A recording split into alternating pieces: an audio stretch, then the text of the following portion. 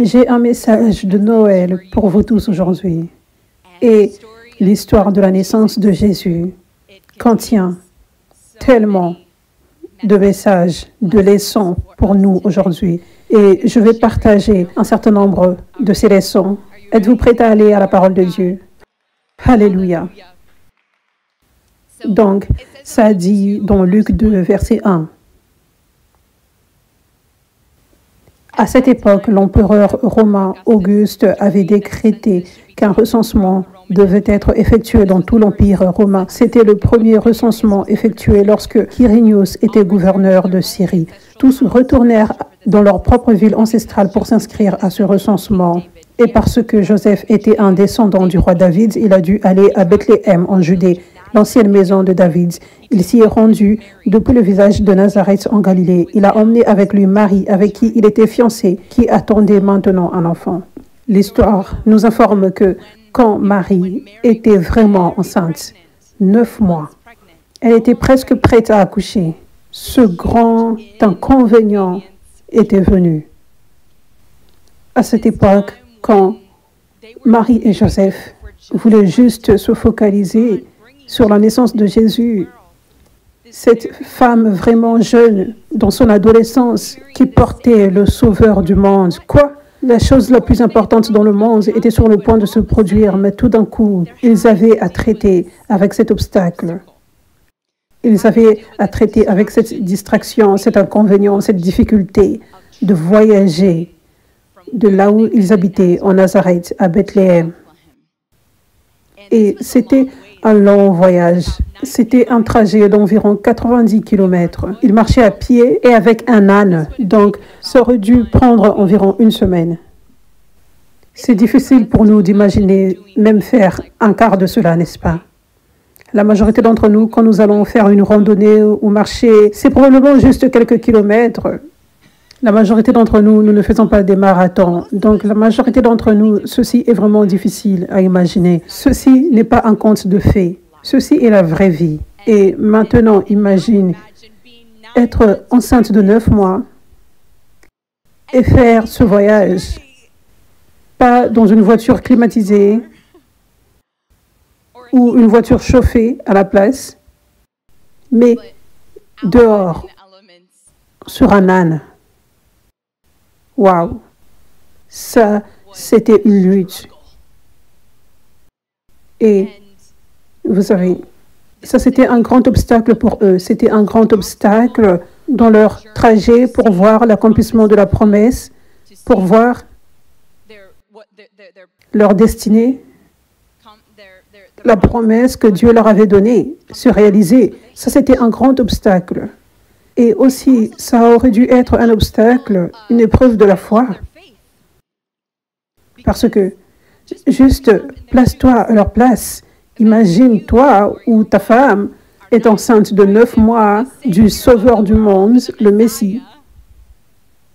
Et probablement, tu aurais dans ta tête que Dieu va s'assurer, vous savez, que le dernier mois, les dernières semaines, soit juste du repos, la relaxation.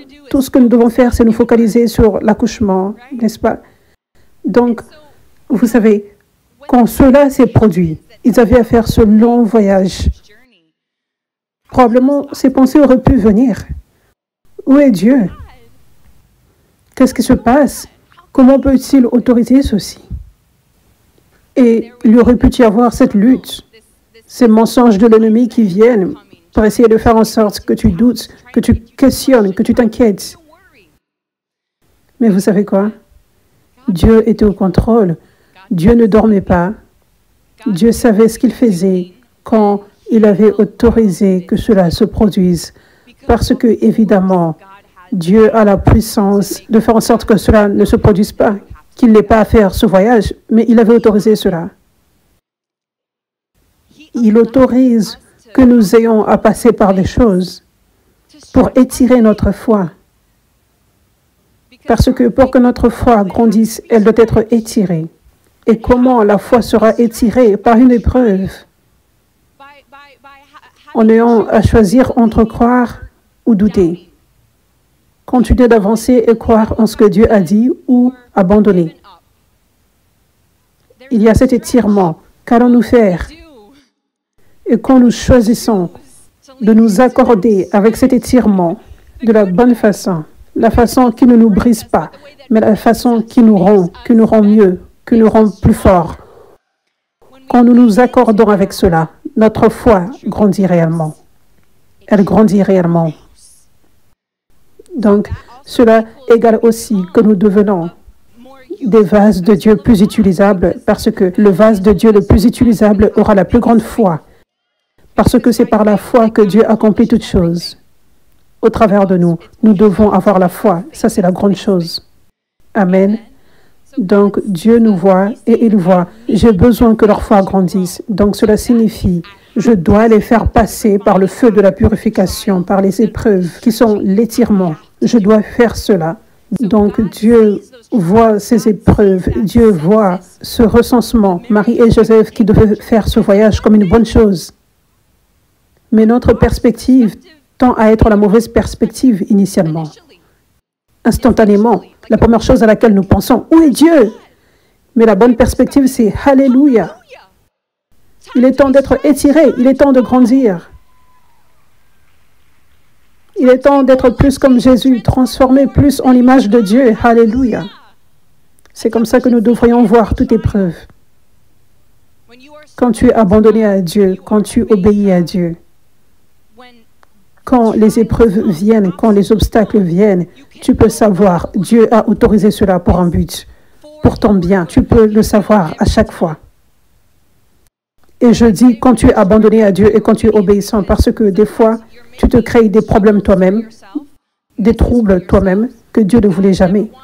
Mais c'est une récolte à cause de la semence hors de la volonté de Dieu, ouvrir des portes au diable. Mais quand tu te mets dans un trouble et tu te tournes à Dieu, Dieu peut utiliser ce trouble dans lequel tu es toujours actuellement, il peut le tourner pour ton bien. Il peut utiliser cela comme un feu de la purification.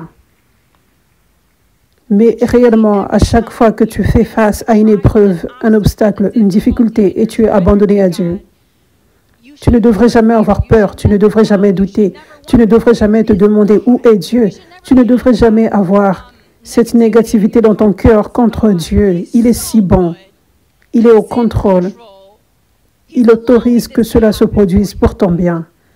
Amen. Alléluia. Alléluia. Et Marie et Joseph, cette histoire aujourd'hui, nous apprenons par cette histoire aujourd'hui.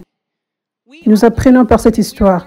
Nous apprenons que rien de mal ne s'était produit dans ce voyage, que Dieu les avait protégés, parce que probablement dans leur tête, ils auraient pu penser, et si elle accouche au milieu du voyage, et s'il y a une complication et il n'y a personne pour aider, il n'y a aucune sage-femme que nous pouvons appeler, n'est-ce pas? Toutes ces pensées pouvaient passer dans la tête, n'est-ce pas? Et si le bébé meurt, ces pensées peuvent venir. Mais nous voyons que rien de cela ne s'était passé, n'est-ce pas? Dieu les avait protégés au milieu du feu. Et le bébé était né en bonne santé, bébé Jésus. Amen. Dieu soit loué. Donc nous pouvons apprendre par cela aujourd'hui. Nous apprenons par leur histoire et tellement d'histoires des gens qui avaient la foi dans la Bible.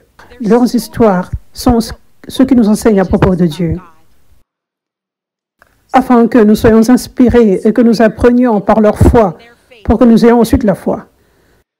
Donc, vous voyez, c'est tellement de bien que Dieu a fait par cet inconvénient, cette lutte, cet obstacle, réaliser ce voyage. Tellement de bien. Les milliers d'entre nous, les millions d'entre nous sommes encouragés dans notre foi par cette histoire. Donc, rappelle-toi, lorsque tu passes par des choses difficiles, ce n'est pas juste à propos de toi, c'est à propos de beaucoup d'autres personnes qui entendront ton témoignage dans le futur. Et tu seras une histoire de la Bible moderne, et les gens seront encouragés, ils grandiront dans la foi parce que tu es passé par cette difficulté. Amen. Alléluia. Et ce n'était pas juste Marie et Joseph qui avaient à passer par un obstacle pour voir la promesse se réaliser. Les mages, ils suivaient l'étoile qui était très loin, depuis l'Irak actuel. C'était la nation d'où ils venaient, la Chaldée, mais c'est l'Irak actuel. Et ils étaient venus de là parce que Dieu les appelait de partir de là à Bethléem pour accueillir Jésus, pour lui donner des cadeaux, pour honorer Jésus, pour célébrer Jésus, sa naissance. Donc, ils voyaient cette étoile au ciel et c'est comme ça qu'ils étaient conduits vers Jésus. Et nous y pensons comme un conte de fées, n'est-ce pas?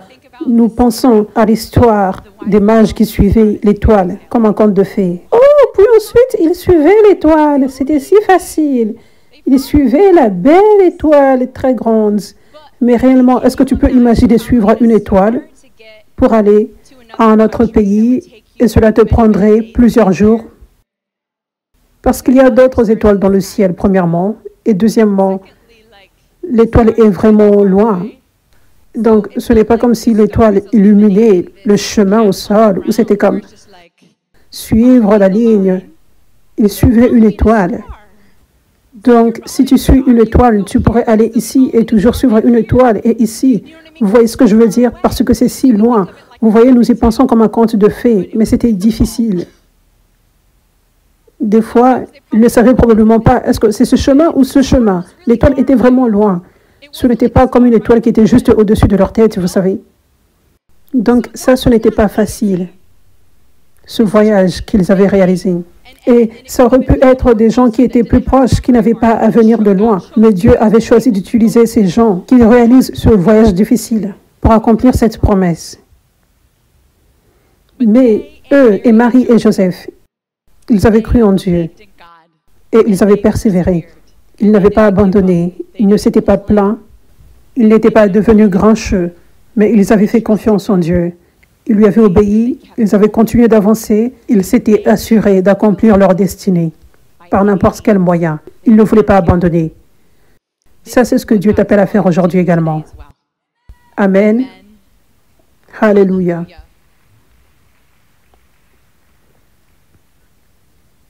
Luc 2, verset 6. Et pendant qu'ils étaient là, le moment était venu pour son bébé de naître. Elle donna naissance à son premier-né.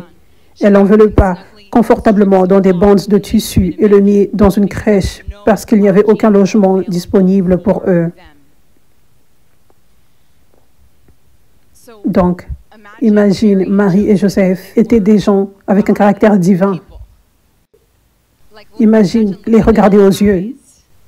Tu verrais la gentillesse, la paix et la pureté, la joie, les fruits de l'esprit. Tu verrais cela en eux si tu les regardes. Je partage ceci pour dire, imaginez, ils étaient là à faire des tours en demandant aux gens, est-ce qu'il y a une salle quelque part? Elle est sur le point d'accoucher, s'il vous plaît. Est-ce que vous pouvez nous assister? Est-ce que vous pouvez juste nous faire de l'espace? Et imaginez, Marie et Joseph, ils avaient un caractère divin, donc ils n'auraient pas pu être remplis de force, en colère ou agressifs, n'est-ce pas? Ils auraient dû être, imagine voir ces gens purs et dans le besoin. Mais tu les mets de côté, tu te détournes d'eux.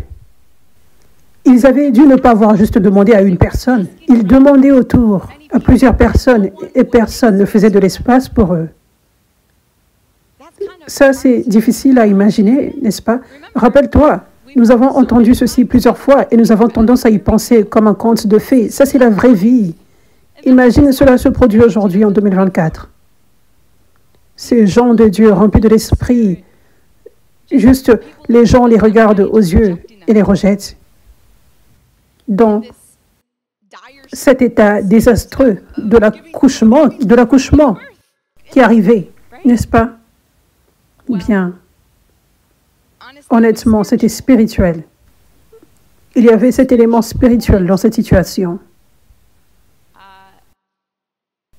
Réellement, Dieu révélé. La Bible dit, celui qui est pur dans le cœur verra Dieu. Dieu révélé, ça c'est Dieu. Ça c'est le fruit de l'esprit. Vous savez, les bergers pouvaient entendre, les mages pouvaient entendre l'appel de Dieu, disant, ça c'est moi, ça c'est mon mouvement. Ça, c'est une nouvelle chose que je fais. Venez, faites partie de cette célébration. Recevez Jésus. Ils pouvaient tous l'entendre. Et il y avait deux prophètes qui étaient plus âgés. Dans le temple, ils avaient reconnu le bébé Jésus quand il était né. Ils pouvaient le voir. Dieu ne faisait pas en sorte que ce soit difficile d'être vu, mais tu dois avoir des yeux pour voir. Le pur dans le cœur verra Dieu. Mais une partie, une signification de pur dans le cœur verra Dieu, une partie de cela signifie que tu n'es pas absorbé par toi-même. Tu n'es pas si focalisé sur toi-même, tes ambitions, ton statut, afin que tu sois en mesure de voir quand Dieu te montre quelque chose, quand il se révèle, entendre quand il parle quelque chose. Mais beaucoup de personnes sont si consumées par elles-mêmes, par leurs ambitions, qu'elles manquent Jésus quand il se tient juste devant eux, dans le ventre de Marie. Donc, il n'avait pas de l'espace pour celui qui est oint. Donc, Jésus avait à naître dans une étable parce que les gens ne faisaient pas de l'espace pour l'onction. Maintenant, rappelez-vous, Marie et Joseph étaient des gens avec un caractère divin. C'est ce que j'aimerais que vous compreniez réellement. C'est vraiment triste, vous savez, ça fait mal que ces gens étaient si consumés par leur propre plan et eux-mêmes qu'ils ne pouvaient pas voir et faire de l'espace pour celui qui est oint. Donc, c'est comme ça que c'est aujourd'hui. La Bible continue de se répéter aujourd'hui. Jésus-Christ est le même hier, aujourd'hui et éternellement. Et le diable, il n'a pas changé. Il a les mêmes stratégies pour aveugler les gens, pour empêcher aux gens de recevoir, pour distraire les gens, pour garder les gens consumés par eux-mêmes. Donc la Bible se répète. Nous voyons la Bible prendre vie dans tout type de manière. Donc aujourd'hui, l'onction, la puissance de Dieu est ici. Ça, c'est un message de Noël prophétique. Ce n'est pas un message de Noël religieux, un rituel, une routine. Ça, c'est un message de Noël prophétique aujourd'hui. Pour toi, pour le corps du Christ. Celui qui est oint est ici, Jésus-Christ. Jésus qui vient avec puissance pour guérir les malades, pour chasser les démons, pour apporter le salut, pour ressusciter les morts. Il est ici aujourd'hui, dans ce réveil. Et il y a tellement de personnes qui ont désespérément besoin de lui. Il y a beaucoup de chrétiens qui ont désespérément besoin de lui. Ils louent son nom avec leur bouche, mais ils n'accèdent pas à sa plénitude à cause de leur choix. À cause de leur choix de ne pas faire de l'espace pour lui. De ne pas faire de l'espace pour l'onction. Donc les gens aujourd'hui sont vraiment chargés avec leurs ambitions. Et beaucoup d'entre eux, avec orgueil, pensent qu'ils font de grandes choses, pensent qu'ils font de grandes choses chrétiennes. Les leaders pensent qu'ils font de grandes choses pour Dieu avec leurs grandes congrégations et leurs activités dans l'Église. Donc, ils sont si chargés avec cette ambition, cette bonne ambition. Mais il manque celui qui est oint. Ils sont si chargés qu'ils ne font pas de l'espace.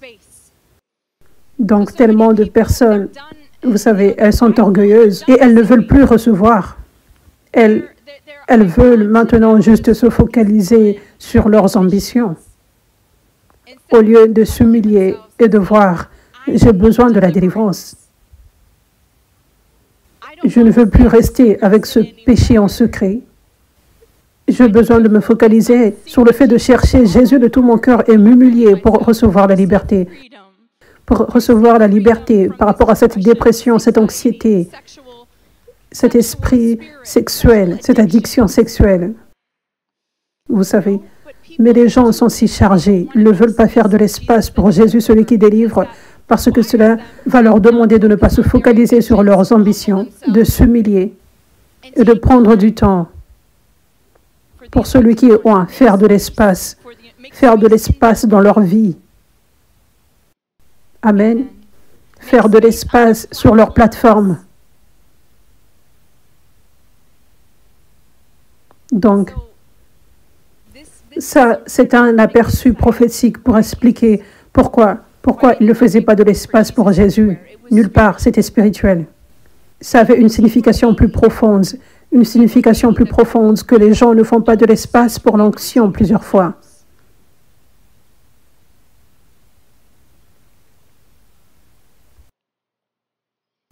Matthieu 2, verset 1.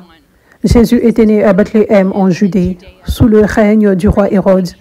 À peu près à ce moment-là, des mages venus des terres orientales arrivèrent à Jérusalem demandant « Où est le roi nouveau-né des Juifs? Nous avons vu son étoile se lever et nous sommes venus l'adorer. » Le roi Hérode était profondément perturbé lorsqu'il entendit cela.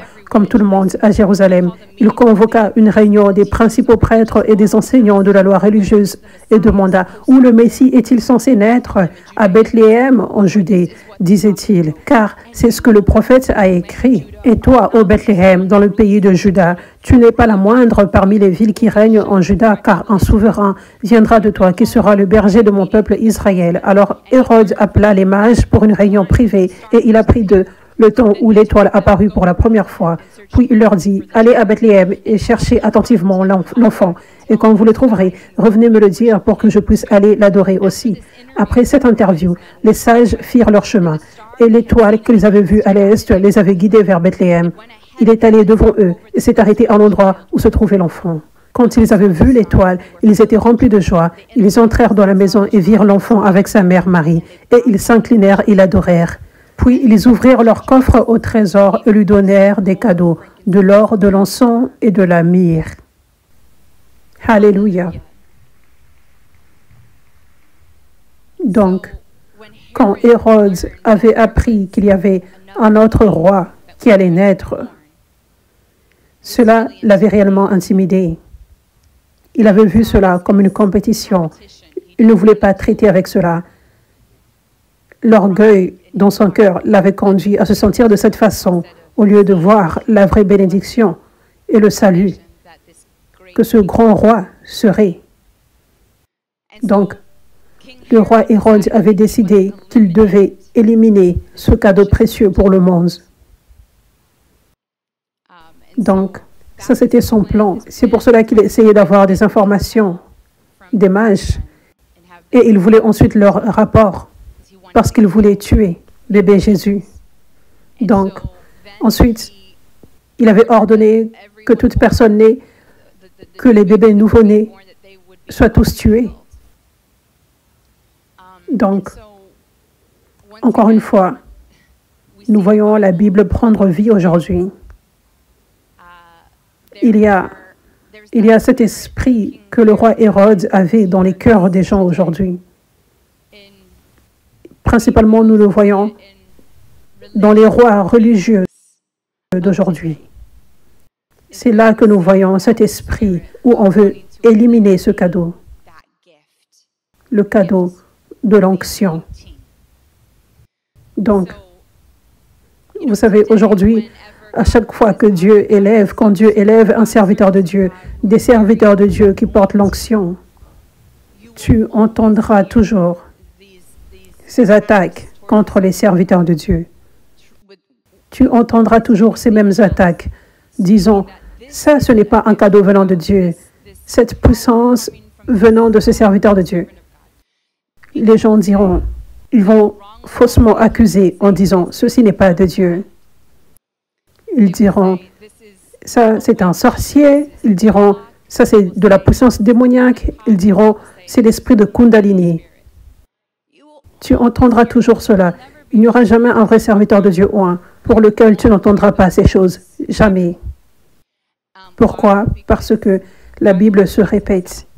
Et c'est ce même esprit d'Hérode, l'esprit qui animait Hérode, ce sentiment de menace, se sentir jaloux, donc vouloir ensuite éliminer cette compétition comme il le voit. C'est ce qui se produit chez les soi-disant croyants aujourd'hui, spécialement ceux qui sont déjà dans des positions, ceux qui ont des plateformes, ceux qui ont des dons. Si tu ne fais pas attention pour t'humilier, le don que tu as peut conduire à ta destruction. Tu peux commencer à penser que tu es vraiment important et mieux que d'autres personnes. Tu peux commencer à placer ton identité dans ce don. Tu peux commencer à obtenir tout ton bonheur, ton sentiment d'épanouissement, des gens qui voient comment tu es grand et tu as des followers et une plateforme, la position, la puissance que tu as, n'est-ce pas? Ça, c'est ce qui se produit chez beaucoup de personnes quand elles ne sont pas intentionnelles pour rester pures dans le cœur et s'humilier. Ça se produit aujourd'hui. Donc, il y a des gens là, il y a des leaders, des rois religieux aujourd'hui, des rois Hérodes religieux d'aujourd'hui, qui, quand Dieu élève un serviteur de Dieu, quand il fait une nouvelle chose et il relâche son onction, ils se sentent menacés, ils le voient comme une compétition. Ce qui est vraiment triste parce que c'est l'opposé, c'est un cadeau pour le monde entier et c'est un cadeau pour toi. Si tu vois que ce cadeau brille plus, que ça brille plus que toi, que l'onction est plus grande que l'onction que tu portes, bien, cette onction n'est pas pour qu'une personne paraisse importante. Cette onction n'est pas là pour la compétition entre ce serviteur de Dieu avec un haut niveau d'onction et toi. Cette onction est pour toi. Cette onction est pour les gens, c'est pour le monde comme un cadeau. Ce n'est pas un cadeau pour le serviteur de Dieu qui porte l'onction, c'est un cadeau pour le monde. Juste comme Jésus, il n'était pas venu pour être servi, mais pour servir. Cette onction qu'il portait était un cadeau complètement pour le monde entier. Pas pour en tirer un bénéfice lui-même et être cette personne compétitive ou quoi que ce soit. N'est-ce pas? Donc, ça c'est la partie triste, c'est que beaucoup de personnes portent cet esprit comme le roi Hérode et ne réalisent pas, ça c'est ton cadeau. Vous savez, tu n'essayes pas juste d'éliminer le cadeau que Dieu a apporté pour le monde, tu élimines ton cadeau, le plus grand cadeau que tu pourrais recevoir. Tu as besoin de la délivrance et ça c'est la réponse pour ta liberté. Vous savez, tu as besoin de l'onction. Tu as la foule, mais la foule est morte. Ils sont en esclavage. Mais Dieu veut t'utiliser. Il veut utiliser tout son peuple. Donc, si tu t'humilies, tu peux recevoir le transfert de cette onction. Et finalement, tu vas accomplir ton appel sur cette terre et trouver le contentement comme tu ne l'as jamais connu parce que tu réalises vraiment ton appel sur cette terre. Et les gens sont bénis 1 million de fois plus que toi qui sers sans la puissance de Dieu et eux qui restent en oppression. Amen. Donc, Jésus était venu pour être un cadeau pour Hérode s'il allait le recevoir. Jésus aurait pu le délivrer des tourments qu'il avait. Et sa vie aurait pu être remplie de paix et de joie et d'abondance. Mais à la place, il était mort quelques années plus tard. Il s'était tiré une balle dans le pied. Ça, c'est la partie triste. C'est une grande prière et un désir de mon cœur. Que ceux qui sont comme le roi Hérode, que leurs yeux s'ouvrent. Qu'ils se font du mal à eux-mêmes quand ils essayent d'éliminer le cadeau, l'onction. Cela fait du mal à eux-mêmes plus que toute autre personne. N'est-ce pas? Donc, quand tu sèmes, tu récoltes. Donc, nous voyons le roi Hérode, juste quelques années plus tard, il meurt. Ça n'avait pas à se produire s'il pouvait juste recevoir le cadeau, celui qui est oint, Jésus, et ne pas le voir comme une menace. Amen.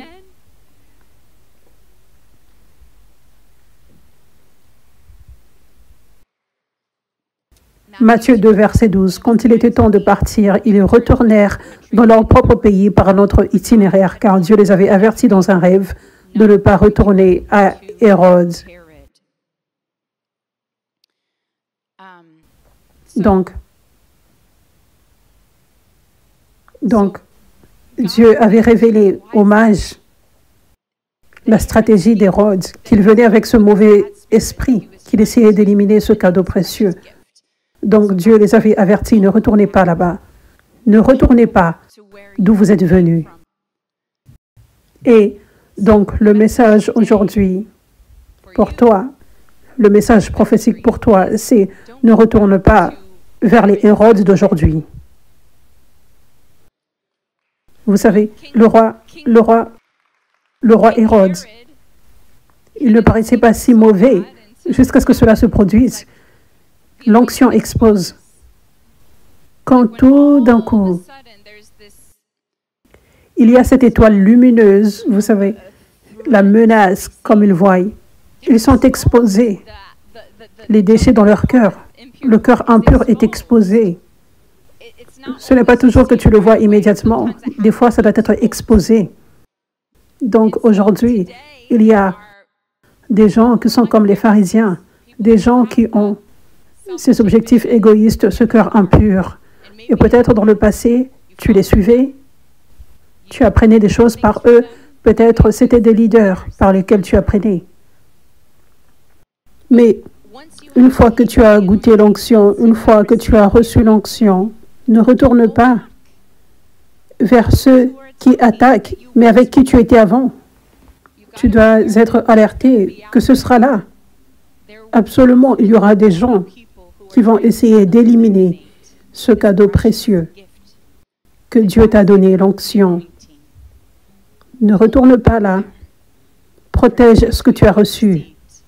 Protège la vérité que tu as reçue. Protège la paix que Dieu t'a donnée. Amen.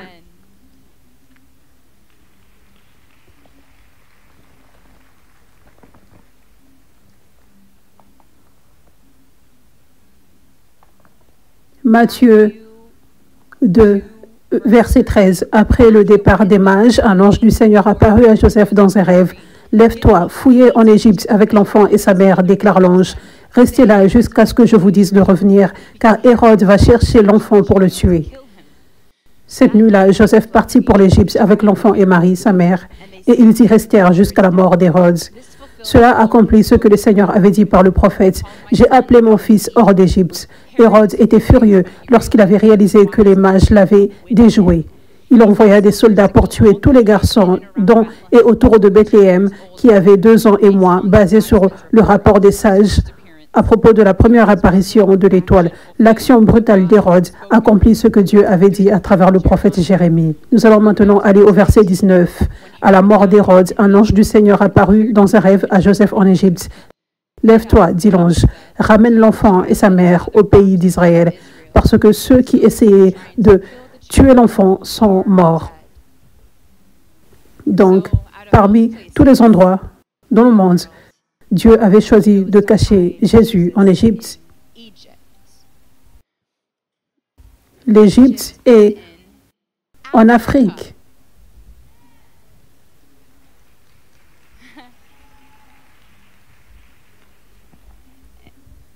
Et Dieu avait protégé Jésus en Égypte. Il était caché là. Il avait grandi là. Ce cadeau précieux pour le monde était là, en train de grandir, protégé, préservé pour nous aujourd'hui, pour vous et moi aujourd'hui, pour que nous recevions ce cadeau précieux. Il était caché en Afrique. Dieu avait choisi cela. Et il était caché là jusqu'à ce qu'il soit temps pour que ce cadeau, qui est Jésus, son onction, soit révélé au monde entier, soit donné au monde entier. Alléluia. Et il y a absolument une signification prophétique à ceci. Il n'y a pas d'accident dans la Bible. Il n'y a pas de coïncidence. Dieu fait des choses par objectif. Donc, premièrement, ceci devrait nous parler aujourd'hui, que nous ne devrions jamais mal regarder l'Afrique. Parce que c'est là que Jésus était placé par Dieu et était préservé pendant des années. Vous savez, mais aujourd'hui, dans la société, des fois, les gens regardent mal les gens qui vivent en Afrique ou qui viennent de l'Afrique. Mais Jésus vivait et venait de l'Afrique pour un moment. Et Dieu avait choisi cela. Et je sais que vous savez tous ceci, mais je veux dire, nous luttons contre la culture de la société et les stratégies du diable en rapport avec cette vérité. Je sais que vous connaissez cette vérité, que tout homme et toute femme sont créés égaux devant Dieu. Alléluia. Peu importe la langue parlée, Peu importe la couleur de la peau, la texture des cheveux, la couleur des cheveux, la longueur des cheveux, la longueur du corps, le poids, la culture. Toute personne est créée égale devant Dieu. Nous sommes tous également importants pour Dieu. Et nous sommes tous en mesure d'être utilisés puissamment par Dieu. Également, nous avons tous cette capacité. Dieu ne dit pas, oh, tu es né ici, tu viens d'ici, tu as cette couleur de peau, donc je vais placer plus de mon onction ici. Ça, c'est ridicule. Absolument non. Donc, je sais que ceci est évident, n'est-ce pas, mais nous luttons contre l'influence du diable dans la culture, dans la société, et comment l'histoire s'est passée, n'est-ce pas? Donc, je dois parler de cette vérité.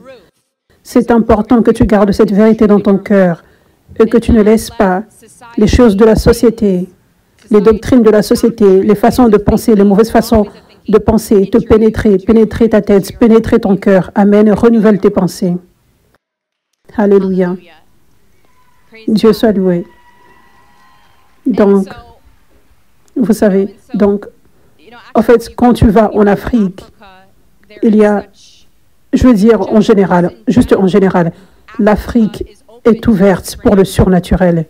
Juste une déclaration en général, vous savez, ce n'est pas toutes personnes, mais si tu regardes par rapport à d'autres pays, ils sont plus ouverts au surnaturel en général que d'autres continents, d'autres nations. Donc, cela va dans les deux sens. Donc, tu as des gens qui, en général, sont plus ouverts à la puissance de Dieu. Pas la religion, pas le Jésus religieux qui n'existe pas, le vrai Jésus. Il est le roi du royaume de Dieu, qui n'est pas une affaire de parole, mais de puissance. Pas la religion, la puissance. Oui, donc tu as des gens en Afrique qui sont plus ouverts à la puissance de Dieu et les miracles. Donc, quand ils entendent que les miracles prennent place, ils ne sont pas sceptiques, ils sont excités, ils sont ouverts. Vous savez, quand ils entendent que les miracles prennent place, ils ne disent pas ce que les rois Hérode disent, que c'est démoniaque et c'est du Kundalini et tout cela. Ils ne disent pas cela. En général, beaucoup d'entre eux, ils sont comme des enfants et humbles et ouverts et prêts à recevoir. Amen. Et ça, c'est tellement parce qu'il y avait ce cadeau précieux que Dieu avait placé en Afrique, Jésus, pendant 2 ans. Il y a une chose qui s'était produite de puissante dans le monde spirituel qui a affecté le monde à partir de ce moment-là. Ça, c'est prophétique, ce que je vous partage aujourd'hui. Venant de la Bible, une parole prophétique. Alléluia. Et au même moment, les gens sont ouverts au surnaturel. Le diable veut toujours contourner cela, n'est-ce pas? Ça, c'est sa stratégie. Oh, il y a des gens qui sont si ouverts à la puissance de Dieu ici, donc je vais essayer de paraître comme la puissance de Dieu. Ils sont si ouverts à la puissance de Dieu, je vais venir d'une façon démoniaque, n'est-ce pas? Donc, il y a des féticheurs. Il y a beaucoup plus de féticheurs et de la sorcellerie. Il y a beaucoup de cela en Afrique également. Et la même chose est vraie partout dans le monde. Il y a beaucoup de sorcellerie, mais c'est plus caché, n'est-ce pas? Mais peu importe, pour revenir à l'Afrique, donc, il y a ce mauvais récit à chaque fois quand les gens voient un serviteur de Dieu, quand ils voient un serviteur de Dieu en Afrique, beaucoup de fois, ils vont faussement l'accuser d'être un féticheur, un sorcier. Cela est ce mauvais stéréotype, ce mauvais récit, cette stratégie du diable qui s'est faufilée dans l'Église. Mon père spirituel habite en Tanzanie, à l'est de l'Afrique. Le plus loin, le serviteur de Dieu le plus loin, que personnellement, je n'ai jamais vu et expérimenté dans ma vie. Et je sais qu'il n'y a pas de coïncidence qu'il soit de l'Afrique.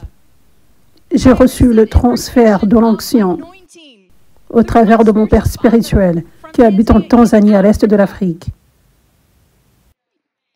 Donc, il y avait cette onction précieuse qui était cachée là pour le temps prévu et parfait de Dieu, pour que cela soit relâché dans le monde entier. Et maintenant, le temps est ici pour que ce qui était caché en Afrique, le cadeau précieux, l'onction, soit révélé et relâché dans le monde entier. Le temps a été ici. Le temps est ici, c'est maintenant. Le réveil, c'est maintenant. Alléluia. Alléluia.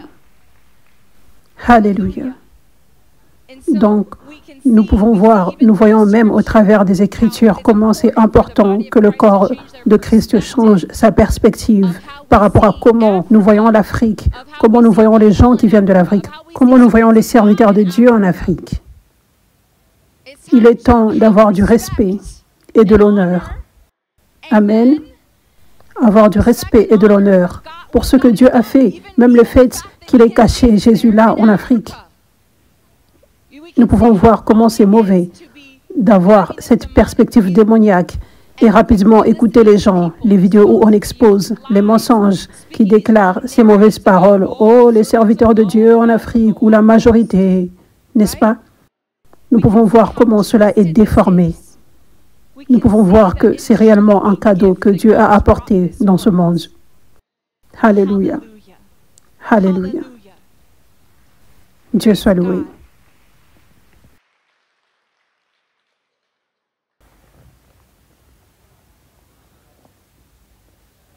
C'est puissant. Il y avait cette direction qui était venue du Seigneur, qu'il devrait aller en Égypte. Et cette direction était pour garder l'onction en sécurité. Cette direction, allez-y, déracinez-vous et allez à un nouveau pays où vous n'avez jamais été, en Afrique, en Égypte, tout pour le bien de protéger ce cadeau précieux pour le monde entier. Merci Dieu pour ces voies parfaites. Merci Jésus. Acte 16, verset 25. Vers minuit, Paul et Silas priaient et chantaient des hymnes à Dieu, et les autres prisonniers écoutaient. Soudain, il y eut un tremblement de terre massif, et la prison était ébranlée jusqu'à ses fondations. Toutes les portes s'ouvrirent immédiatement, et les chaînes de chaque prisonnier tombèrent. Alléluia. Donc, il y avait tellement d'épreuves pour apporter ce cadeau précieux dans le monde, Jésus-Christ. Cette promesse pour nous tous, pour que nous expérimentions le cadeau de Jésus, son onction. Vous savez, pour que nous le rencontrions et que nous l'ayons dans nos vies, et que nous recevions sa puissance pour nous guérir, nous délivrer, pour que nous expérimentions l'intimité avec lui et la paix, la joie, la vie en abondance, ce cadeau de Jésus.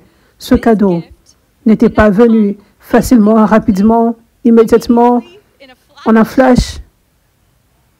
Il y avait un processus pour que nous recevions ce cadeau, pour que cette promesse se réalise.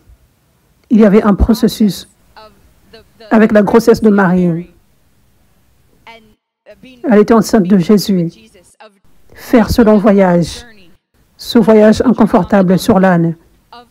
Essayer de trouver un endroit pour accoucher, et il n'y avait aucun endroit. Ils avaient à accoucher dans une étable. Ensuite, les mages qui devaient faire ce long voyage.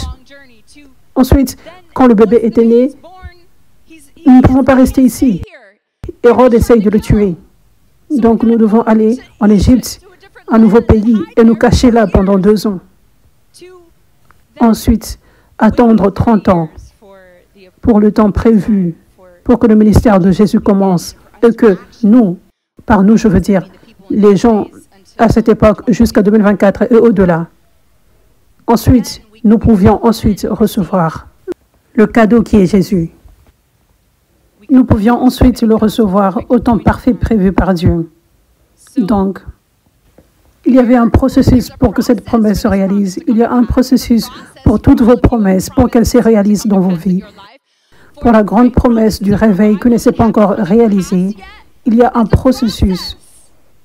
Il y a des épreuves, il y a des obstacles, il y a des rois Hérodes qui essayent de tuer l'onction, qui viennent avec toute stratégie, par tout moyen pour essayer de stopper, pour essayer d'éliminer ce cadeau précieux. Il y a des obstacles par lesquels nous devons passer. Mais Dieu nous protège à chaque pas du chemin. Ce cadeau précieux et cette onction ne peuvent pas être éliminés. Et la volonté de Dieu sera faite. Donc, après être passé par des épreuves, après être passé par ce temps de processus, Marie et Joseph, ce par quoi Marie et Joseph devaient passer premièrement. Quand ils étaient en Égypte, il était venu un temps où le chemin était libre et ils étaient en mesure de retourner à Nazareth. Ceux qui essayaient de le tuer étaient morts. Et à partir de là, le cadeau pouvait être reçu. Alors que le temps avait avancé ensuite, Amen. Mais le message de ceci, ici, de cette partie de l'histoire, vous savez, la mort du roi Hérode et être en mesure de ne plus se cacher et sortir. Le message de ceci est que Dieu viendra pour vaincre chaque ennemi par tout moyen possible. Par tout moyen possible, il fera des choses surnaturelles pour se débarrasser de cet obstacle, pour combattre pour toi, pour t'élever pour sa gloire, pour ouvrir des portes. Donc, cette histoire que je vous partage à propos de Paul et Silas, ils étaient en prison et soudainement, il y avait un tremblement de terre massif et la prison était ébranlée jusqu'à ses fondations. Toutes les portes s'ouvrirent immédiatement et les chaînes de chaque prisonnier tombèrent. Ça, c'était surnaturel. Ça, c'était un acte de Dieu. Ils étaient bloqués en prison et tout d'un coup, Dieu avait fait en sorte qu'un tremblement de terre se produise. Un tremblement de terre énorme. Et les portes de prison s'étaient ouvertes et les chaînes tombaient. Ça, c'est notre Dieu. Ça, c'est notre Jésus. Notre Dieu puissant, inarrêtable, qui n'échoue jamais, victorieux, avec une victoire écrasante tous les jours. Ça, c'est notre Dieu que nous servons, qui est de notre côté. OK, donc, vous savez, pour toi dans ta vie et pour nous dans ce réveil, nous passons par ces choses similaires, ce par quoi Marie et Joseph étaient passés. Nous passons par ces épreuves, ces obstacles le long du chemin. Nous ne voyons pas les portes s'ouvrir immédiatement, mais cela ne signifie pas qu'elles ne vont pas s'ouvrir au temps parfait de Dieu. Il fera ce qu'il a fait pour Paul et Silas. Vous savez, si les gens ne veulent pas faire de l'espace pour l'onction, s'ils ne veulent pas laisser de l'espace pour cela, s'ils veulent continuer à jouer aux aveugles, rejeter, Dieu fera une chose surnaturelle. Ceux qui gardent les portes fermées pour ne pas que d'autres plateformes s'ouvrent, pour que l'onction, le réveil atteigne plus de personnes, Dieu fera des choses surnaturelles pour faire en sorte que ces portes s'ouvrent. Aucune personne ne peut maintenir les portes fermées pour un serviteur de Dieu, pour un mouvement de Dieu. Alors que Dieu a prévu que ces portes s'ouvrent, il demande aux gens d'ouvrir les portes. Mais s'ils ne veulent pas ouvrir les portes, Dieu ouvrira les portes sans eux. Vous savez, le gouvernement, les gardiens de la prison pouvaient ouvrir les portes de prison, mais ils ne l'avaient pas fait, donc Dieu avait envoyé un tremblement de terre. Donc la même chose va se produire pour toi. Ça n'a pas d'importance. Si les gens gardent les portes fermées et ils sont remplis de malice, ils sont remplis d'orgueil et de jalousie, ça n'a pas d'importance. Tu ne t'appuies pas sur eux, tu t'appuies sur Dieu. Et il est fidèle. Il s'assurera que tu fasses ce pourquoi il t'a envoyé sur cette terre. Alléluia. Alléluia. Alléluia. Donc, dans ce réveil, je deviens toujours si excitée quand je parle du futur de ce réveil, de ce mouvement de Dieu. Nous n'avons presque rien vu encore. Il y a tellement plus que Dieu a de prévu. Et je loue Dieu.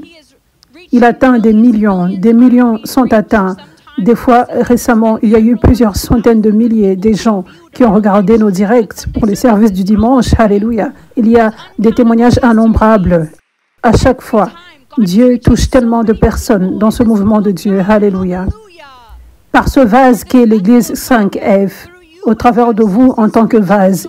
Il atteint tellement de personnes. Mais il y a encore tellement plus de personnes là qui n'ont pas encore entendu. Il y a tellement de personnes qui n'ont pas rencontré la puissance de Dieu encore. Et la seule raison de pourquoi ces personnes n'ont pas encore entendu, c'est parce qu'il y a des portes fermées, que les gens maintiennent fermées encore. Pour les autres plateformes, pour la télévision par exemple, les autres endroits où les gens peuvent être atteints et au temps parfait de Dieu, il fera une chose surnaturelle pour ouvrir ces portes, afin que ce réveil atteigne le monde entier.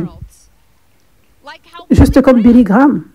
Toute personne a fini par connaître Billy Graham, tellement qu'il n'y avait même plus d'espace dans les stades.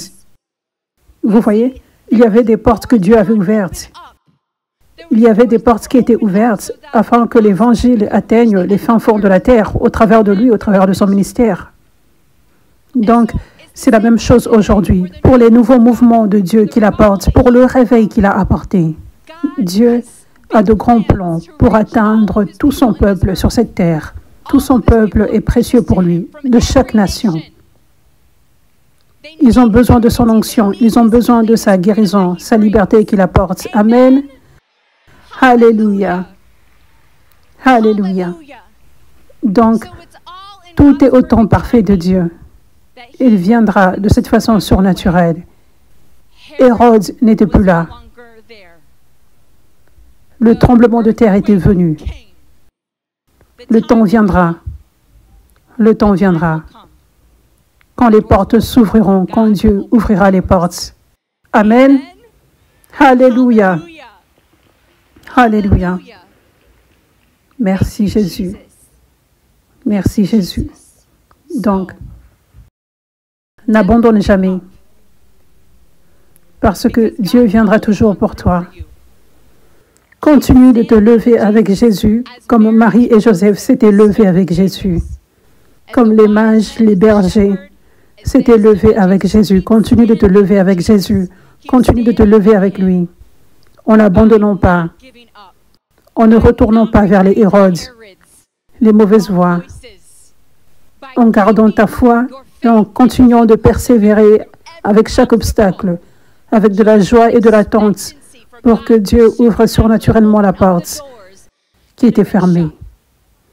La promesse va se réaliser. N'abandonne pas. Continue d'avancer. Amen. Alléluia. Dieu soit loué.